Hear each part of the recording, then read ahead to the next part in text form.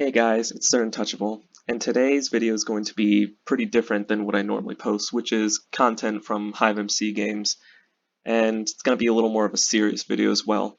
So what a lot of people don't know about me is that I really like creating mini games or just messing around with command blocks and redstone, command block related redstone. So the past 2 to 3 weeks, I've been working on a minigame, a Five Nights at Freddy's custom night minigame. It's an idea that I've had for a while and never actually just had the motivation to do until recently for some reason.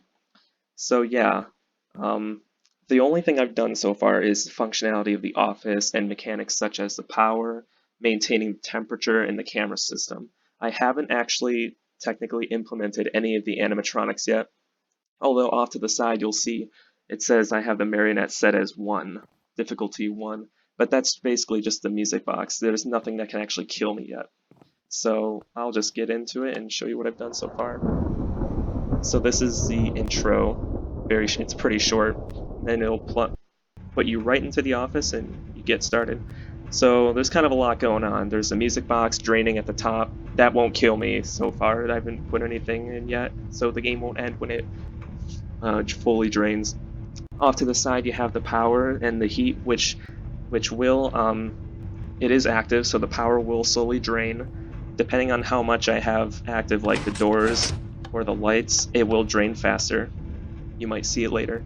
The heat, if I click this button, which is turning off the cooling unit, the heat will go up, and if it reaches 120, the game would end. So in my hotbar, I have the mask, which I could put on and off. I have this end game option, which I won't actually end the game, but if you accidentally click it, there's an option to cancel it. But if I let it go all the way down, it'll end the game. So, and now hopping into the camera system, we have 14 different areas in the building. We have, okay, quick thing, this 1 a.m. across the screen is, yeah, it'll let you know when each hour passes. 1 hour in-game time is 1 minute real time. You can see by the timer below. So in the cameras, I have them as words and chat messages, and if you know a lot about Minecraft, you know that tell raw messages allow you to create messages that can be clicked, and when you click them, it'll run a command. So for this case, once I click on each of these cameras, it'll move me around. It'll teleport me to a new room. So camera 1's stage, camera 2's Pirate Cove, dining area, prize corner, aka the music box, parts and service, storage room, kitchen, the mechanical room, the bathrooms, lobby, and then 4 party rooms. So going to camera 4, there is an item here that when I click it will mine the music box, and you can hear the music box in the background, only at this camera though. There's nothing else special about the cameras other than camera 4 and 8. Camera 8 is the mechanical room. There will be an animatronic in here that will try to mess with the ventilation and the temperature. The ventilation will basically make your screen all wavy and hard to see. So what you do is when they're in here, you have to shock them. I know it sounds funny, but if you've played Five Nights at Freddy's, that's one of the mechanics to get rid of the animatronic. And then, of course, you can end the game here if you want. You can end it wherever you want. Then you exit the cameras. And, yeah, so the way all these, in case you're wondering how all the items work, it's this carrot on a stick in my offhand. When I click the click an item, it's actually like clicking the carrot on a stick, and there's a scoreboard that'll detect that whenever you click. So yeah, I'm actually pretty proud of how fluent this is, and it's not too laggy since it's in single player. This is a 1-player only game mode. If you try to do it with 2 players, well, you shouldn't be able to, but you'll likely break the game. So the only other things, there's not really anything else to show off. I mean, there's just the lights. I could flip these down, keep the AC on, and you'll see my power is just going to start draining like mad. There's no way, if I just did this a whole night, there's no way it would work, right? I'll turn off the heat so you can see how it climbs up. I don't know if you've noticed, you probably haven't, but the power has been changing color depending on how low it is, and the heat will do the same. We'll give it a little bit, but once the heat goes up to 100, it'll change to red, and the max it can go is 120 before it pretty much gives me a game over for overheating. As standard Five Nights at Freddy's night, it's 6 hours, so like I said, 1 hour in-game time is 1 minute real time, so once the timer below hits 6, the game will end. And that'll be the good ending. That'll be the I reached 6 a.m. Hooray, I win. So yeah, there's my heat going up. So I don't want to get it to 120, so I have to turn that back on.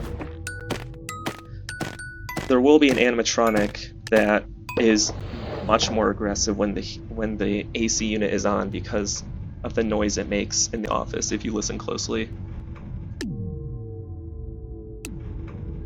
you can hear the sounds like a washing machine, but it's basically signifies that the AC unit's on. So we're at 5 a.m., just have a minute left.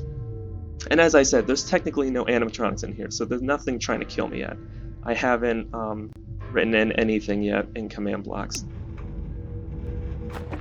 So we're just gonna wait out the last 40 seconds. We could talk about how our day went. Kidding. So yeah, the ideal strategy would be probably similar to Five Nights at Freddy's 2, which is wind the music box, instantly put on the mask as soon as you exit, check the vents, and rinse and repeat. Whoops. Maybe every now and then you have to shock